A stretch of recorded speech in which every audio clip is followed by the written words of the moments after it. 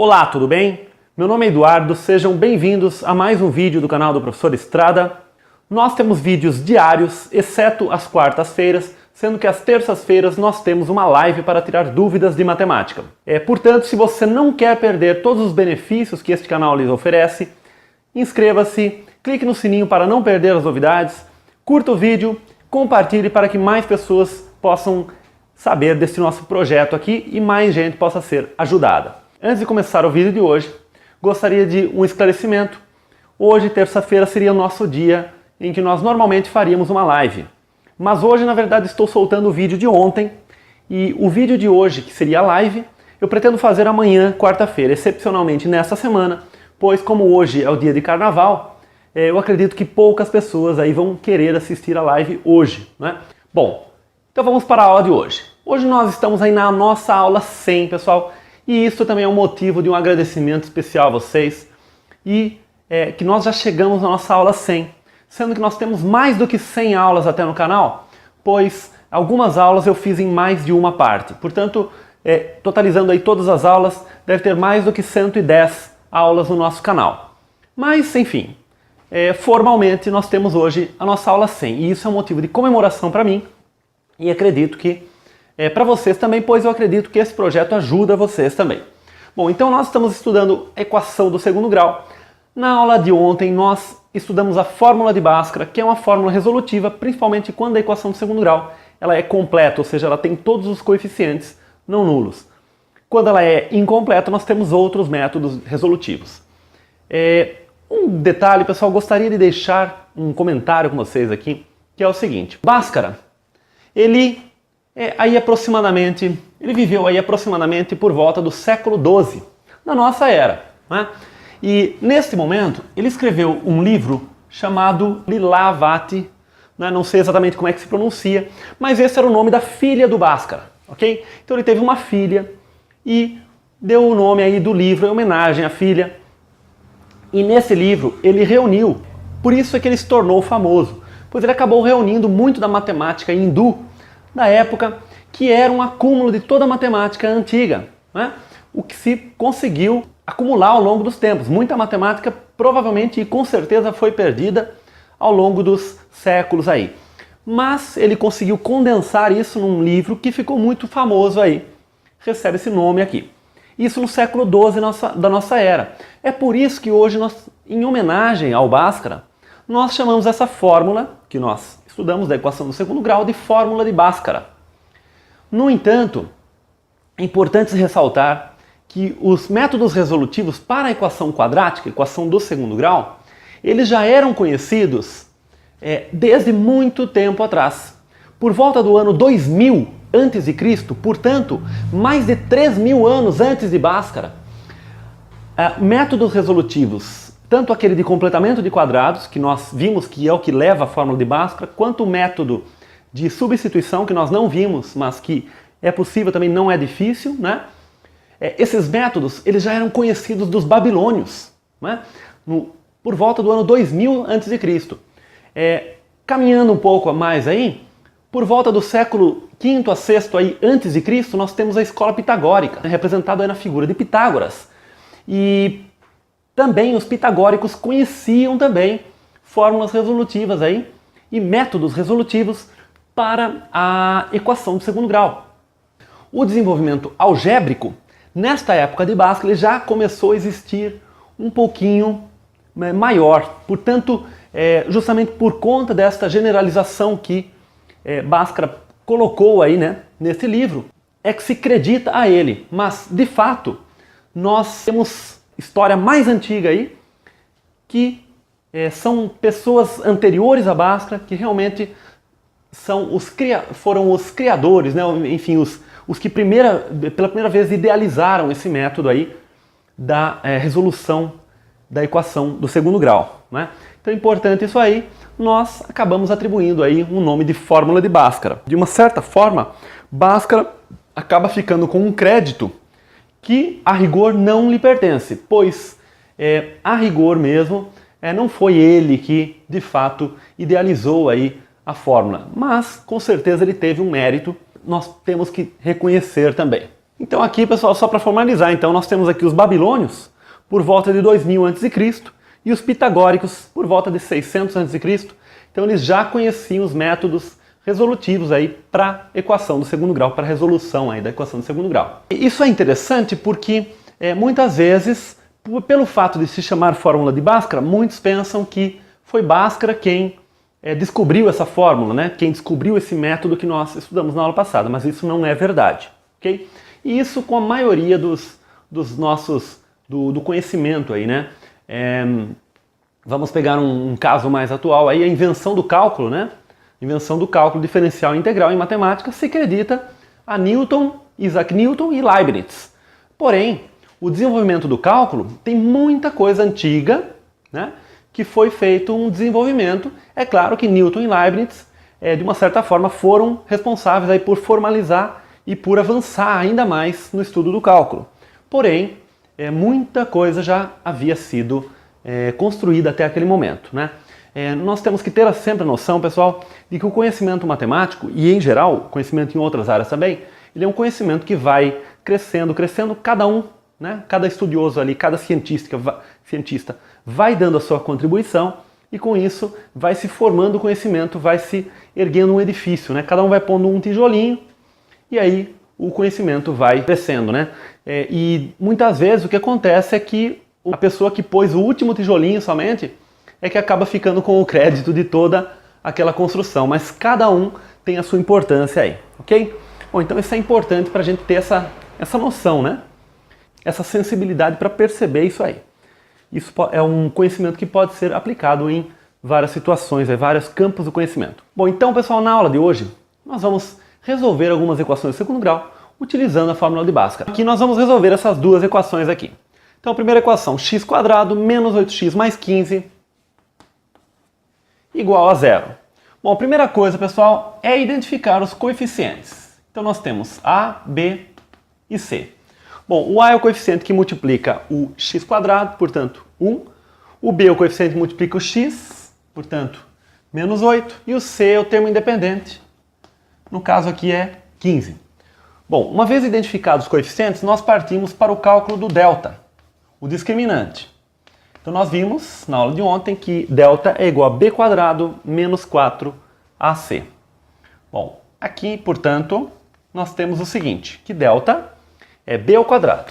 Então, menos 8 ao quadrado, menos 4 vezes a, que é 1, vezes c, que é 15. Bom, nós podemos colocar entre parênteses. Sempre que nós colocamos um número entre parênteses, ao lado de outro, significa multiplicação. Ou se em vez do parênteses nós colocarmos simplesmente o sinal de multiplicação, pode também, né? Mas aqui, importante nós percebemos que aqui existe a multiplicação, 4 vezes a vezes c. Podemos denotar dessa forma. Aqui também, o fato de ser b ao quadrado, temos que lembrar que é todo o valor b, que no caso é menos 8 ao quadrado, né? Muitas vezes colocam-se, alguns alunos aí colocam dessa forma, menos 8 ao quadrado. Aqui, o quadrado está servindo apenas para o 8.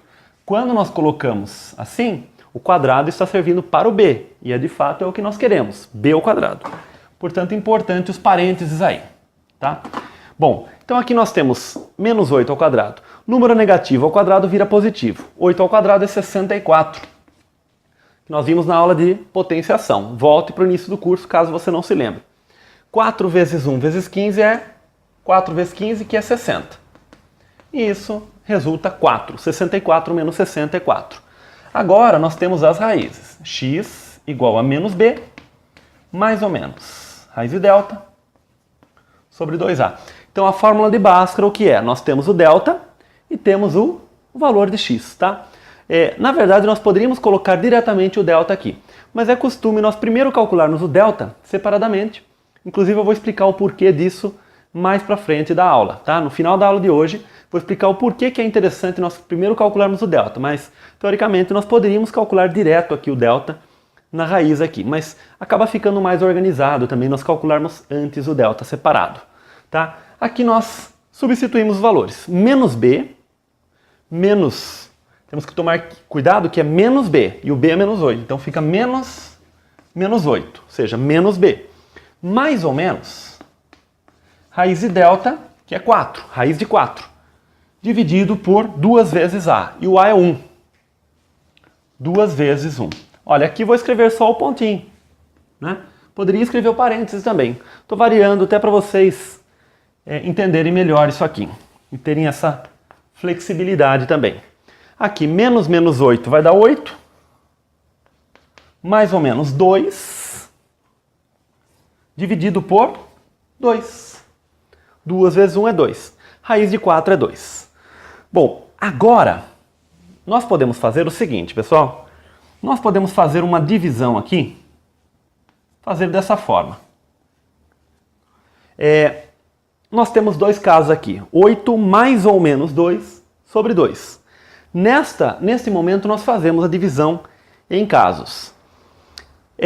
Nós temos as duas soluções, então nós temos o x1, que vai ser o quê? 8 menos 2 sobre 2. Gosto de fazer sempre o x1 com o menos aqui. 8 menos 2 é 6. 6 sobre 2 é 3. E o x2 vai ser 8 mais 2 sobre 2. 8 mais 2 é 10. Portanto, 10 sobre 2, que vai dar 5. Ok? Então as raízes são 3 e 5. Solução, vou escrever aqui do lado. 3 e 5. Essa é a solução dessa equação.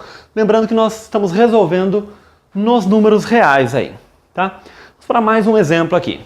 Neste caso aqui, nós temos que A é 4, tá? Que multiplica x². B é 4 também. E C é 1. Bom, também nós temos que primeiro calcular o delta. B² menos 4AC. Notem que eu estou sempre colocando a formulinha. B² menos 4AC, menos B mais ou menos raiz de delta. Estou colocando justamente porque vocês estão aprendendo isso aqui. Então é interessante que a gente vá colocando a formulinha quando nós estamos no início, né? Depois, com o tempo, nós fazemos direto. Por exemplo, nós temos o B² menos 4AC na cabeça e nós vamos já substituindo os valores aqui. Mas no início eu não recomendo. No início eu recomendo que você coloque a formulinha para você sempre estar relembrando essa fórmula. Portanto, o nosso delta vai ser o quê? 4². Agora nós não precisamos de parênteses porque o 4 é positivo. B², 4. 4². Menos 4 vezes A vezes C, que é 1. Ok? Bom, 4² é 16 e 4 vezes 4 dá 16 também. Então dá 16 menos 16, que dá 0. Olha que interessante, aqui o delta dá 0. Então veja o que vai acontecer quando nós substituirmos aqui. X vai ser igual a menos B, mais ou menos raiz de delta, sobre 2A. Esta é a fórmula de Bhaskara. Igual. Vamos substituir os valores. O B é 4, portanto vai ficar menos 4, mais ou menos raiz de 0, sobre 2 vezes 4, que A é 4. Ok? Bom, notem que raiz de 0 é 0. Portanto, aqui nós vamos ter menos 4, mais ou menos 0, sobre 8, né? Pois 2 vezes 4 é 8.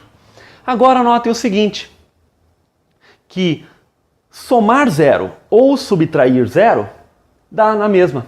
Vai dar sempre menos 4. Quer dizer, menos 4 mais 0 é menos 4.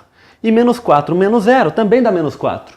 Portanto, neste caso, nós temos o seguinte, x1 é igual a x2, que vai ser igual a menos 4 sobre 8. Ou seja, esse zero vai acabar não tendo influência.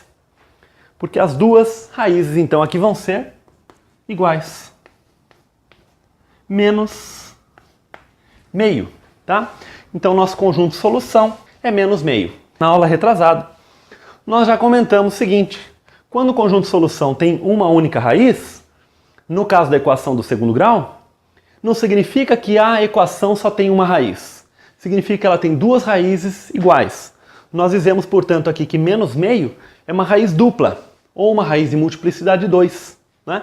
Então, quer dizer, essa equação ela tem duas raízes iguais a menos meio. Esta aqui ela já tem duas raízes distintas. Uma delas é 3 e a outra é 5. Portanto, a equação de segundo grau, aquilo que eu comentei com vocês. Sempre guardar, né? Salvo algumas exceções que nós vamos ver futuramente. A equação do segundo grau tem duas raízes. Bom, mais uma equação aqui, x² mais x mais 1 igual a 0. Nesta equação, A, B e C são todos iguais a 1. Notem que aqui é 1 também e aqui também é 1. Então, os três coeficientes aqui são iguais a 1. Também nós podemos calcular o delta. Né? Delta é b² menos 4ac. Portanto, delta será o quê? b², 1 ao quadrado, menos 4 vezes 1 vezes 1. Isso vai dar 1 menos 4, que dá menos 3. Agora o delta deu negativo. Agora, vamos observar o seguinte. A fórmula de Bhaskara nos diz o seguinte, que x é igual a menos b mais ou menos raiz quadrada de delta sobre 2a. No início do nosso curso de matemática básica, nós estudamos lá nas aulas iniciais, por volta da aula 10, até a aula 20 mais ou menos, nós estudamos a radiciação.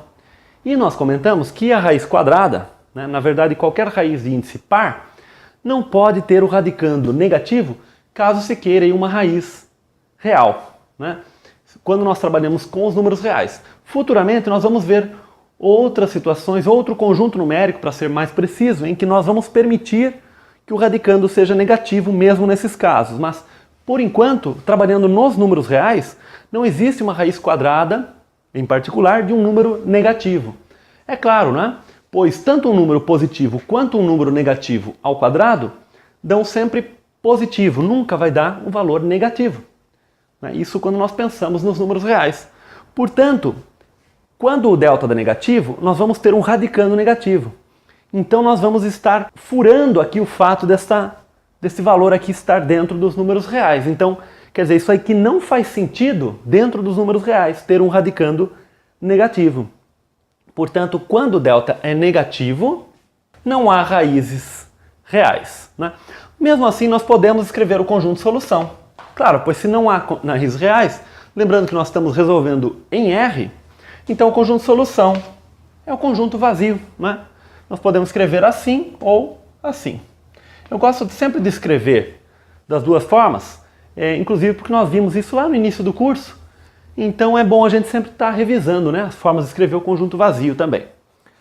Aproveito as oportunidades para a gente revisar alguns conceitos. Bom, pessoal, isso resume o que nós vimos na aula de hoje, que é o seguinte: resolva uma equação nos números reais. Então nós temos uma equação de segundo grau, estamos preocupados aí em resolver dentro dos números reais. Nós temos aqui a formulinha de Bhaskara, o delta, o valor de x que nós dividimos aqui no x1, que é o menos b menos raiz de delta, sobre 2a, e o x2, que é menos b mais raiz de delta sobre 2a. Se o delta é positivo, então a sua raiz quadrada também é positiva. Portanto, ora nós somamos um valor positivo e ora nós subtraímos um valor positivo, né? Nessas duas situações. Portanto, isso vai dar origem a raízes diferentes, né? Então isso dá origem a esse fato, né? Essa observação, que quando o delta é positivo, nós temos na equação duas raízes reais distintas, né? Diferentes, escrevi aqui. Quando o delta é igual a zero, que foi no caso do exemplo 2 que nós demos hoje, nós vamos somar ou subtrair a raiz quadrada de zero, que é zero. Portanto, não vai mudar. Portanto, as duas raízes vão acabar sendo iguais. Então, quando o delta é zero, nós temos duas raízes reais idênticas, iguais a que eu escrevi aqui. E quando o delta é negativo, que foi no terceiro exemplo que nós demos hoje, então a equação não possui raízes reais. Vai possuir outro tipo de raiz que nós vamos ver mais para frente no nosso curso, tá ok? Para finalizar, pessoal, quero fazer só mais um exercício envolvendo equações de segundo grau com uma equação um pouquinho mais complicada aí, mas nada tão complicado, mas só para nós fecharmos a aula de hoje. Bom, pessoal, a ideia é a seguinte: nós resolvemos aqui essa equação, também nos números reais. Nós temos aqui x menos 2 sobre 3x mais 2x menos 1 sobre 2, 5x mais 2 sobre 6. Qual vai ser a ideia aqui? Esse 6, ele é múltiplo tanto de 3 quanto de 2. E esse x também ele está, digamos, incomodando aqui, né? Os denominadores, a ideia é a seguinte: os denominadores estão meio que incomodando um pouquinho os cálculos aqui. Então a ideia vai ser o seguinte, vai ser multiplicar essa equação por 6x. Nós fizemos isso quando nós trabalhamos com equações do primeiro grau, nós fizemos isso. Por que que é 6x? Porque o 6 ele é múltiplo tanto de 3 quanto de 2. E o x ele vai aparecer aqui como sendo múltiplo de x, né? Então vai acabar cancelando esse x também. Na verdade, o 6x ele vai ser um múltiplo comum dos denominadores. Eu não sei necessariamente se ele é o mínimo múltiplo comum, pois eu não sei o valor desse x aqui. Por exemplo, se esse x for 2, então aqui também daria 6. Aí o MMC daria 6, né? Porém aqui, 6 vezes 2 daria 12, né? Ou seja, não precisaria multiplicar por esse x. Mas o fato é que multiplicando por 6x, nós multiplicamos por um múltiplo comum entre os denominadores. E isso é o que basta. Isso é um fato interessante. Quando nós temos incógnitas no denominador, nós não temos garantia de que o valor que nós multiplicamos é o MMC. O que nós podemos ter garantia aí é que é um MC, ou seja, que é um múltiplo comum. Não necessariamente vai ser o mínimo múltiplo comum, tá? Mas como eu expliquei para vocês, pode ser multiplicado por qualquer múltiplo comum. A ideia de multiplicar pelo mínimo é que nós trabalhamos com números menores, mas aqui não tem jeito, pois nós não sabemos o valor de x. Um outro fato interessante aqui, importante, que nós temos que observar aqui dentro desta equação é o seguinte. Esse x aqui, pelo fato de ele estar no denominador, ele não pode ser igual a zero. Okay? Ele não pode ser igual a zero, pois caso contrário nós estaríamos dividindo este número aqui por zero, né? Então este número aqui não pode ser zero. Então eu vou anotar num cantinho aqui que o x ele deve ser o quê? Diferente de zero. Isso vai ser importante, pois caso nós encontremos uma raiz dessa equação igual a zero, nós teremos que descartá-la, pois ela entraria em contradição aqui com esta parte aqui. Mas, enfim, vamos fazer então essa continha. Multiplicando toda a equação por 6x, nós multiplicando esse termo, 6x dividido por 3x, vai dar 2. Então eu já vou colocar direto aqui 2 vezes x menos 2. Aqui vai ficar o quê? 6x dividido por 2 vai dar 3x. 3x que multiplica 2x menos 1. Igual. E aqui, por fim, 6x, cancela o 6, sobra só o x. Então, x que multiplica 5x mais 2. Agora nós temos que fazer as distributivas aí, né? Aqui nós temos uma distributiva, aqui também. Então nós temos aqui 2x menos 4, mais 3 vezes 2, 6x quadrado, né? Então nós multiplicamos a parte numérica e a parte literal. Menos 3x, né? Lembrando sempre de ir multiplicando esse 3x por todos os membros, né? Igual.